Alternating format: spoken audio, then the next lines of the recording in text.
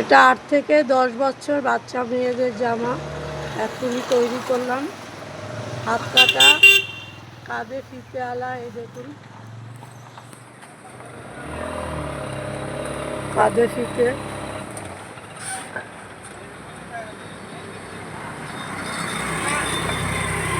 কোমরে দড়ি।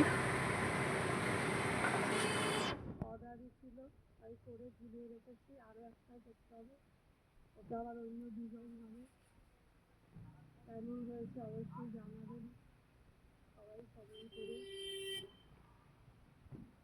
একটা জিনিস তৈরি করলে কেউ যদি ভালো বলে না, ভালো হলে ভালো বলে, শুনে আনন্দ লাগে।